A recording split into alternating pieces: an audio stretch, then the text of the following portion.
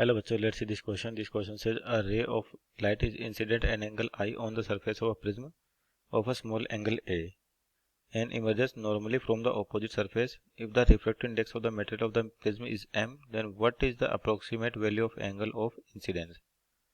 तो आपके पास ये रिफ्लेक्शन का केस है और किसके लिए? प्रिज्म के लिए दे रखा है. किसके लिए? मिनिमम डेविएशन के लिए. आपको लिखा होगा कि स्मॉल एंगल है, तो थिन प्रिज्म की बात होगी यहाँ पर. तो पहले तो की कॉन्सेप्ट की बात करते हैं कि यहाँ पे आपका की कॉन्सेप्ट क्या है.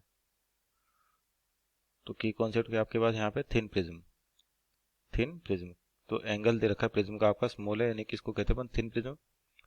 और किस प्रकार से दे रखा है इंसिडेंट लाइट आपके पास, और जो बाहर रे निकल रही है उसकी बात करते हैं. जैसे ये प्रिज्म हो गया आपके पास यहाँ पे, तो यहाँ से जो लाइट रे बाहर निकलते हैं वो नॉर्मल निकल रही है इस तरह. इसका मतलब क्या होगा? लाइट आपके पास यहाँ सरफेस से इस तरीके से बाहर निकलेगी, तो यानी कि नॉर्मल के साथ ये 0 डिग्री बनाती है. ये हो गया आपका इमरजेंट रे, और ये बोलते हैं सरफेस पे नॉर्मल है, तो मान लेते हैं इंसिडेंट एंगल आई आपका यहाँ पर है और ये प्रिज्म एंगल आपके पास ए है. तो ये 90 डिग्री, ये भी 90 डिग्री, तो ये कितना बचेगा आपके पास? 90 माइनस ए बचेगा. 90 माइनस ए. और आपको रिफ्रैक्टिव इंडेक्स दे रखा है इसका एम, तो उसकी वैल्यू बतानी है अप्रोक्सीमेट वैल्यू की क्या होगी आपके पास. एम की नहीं, एम दे रखा है आपको, एंगल की वैल्यू बतानी है किसकी? इंसिडेंस एंगल की. तो देखिए प्रिज्म की बात करें यहाँ पर, तो आपका जो डेविएशन होता है डेल्टा, ये होता है आई प्लस ई माइनस ए. कोई भी प्रिज्म में आपको जो डेविएशन देता है कितना? आई प्लस ई माइनस ए. अब यहाँ पर देखिए इमरजेंट रे की बात करते हैं, तो ये नॉर्मल बाहर निकल रहा है, इसका मतलब इसका ई की वैल्यू तो क्या हो जाएगी आपका? 0 हो जाएगी.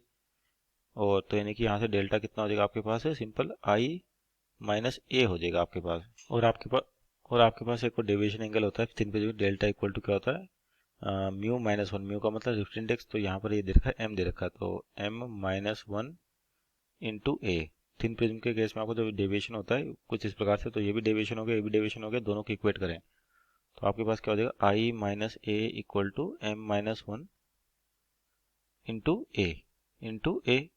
तो यहाँ से देखिए अपन क्या वैल्यू लिख सकते हैं, अंदर मल्टीप्लाई करें तो आई माइनस ए इक्वल टू हो जाएगा एम ए माइनस ए. तो ए से कट गया आपके पास, तो आई की वैल्यू कितनी आ जाएगी आपके पास इंसिडेंट एंगल की? एम टाइम्स ए आ जाएगी. So this is our final answer, I equal to M A. Hope you understood well. Best of luck.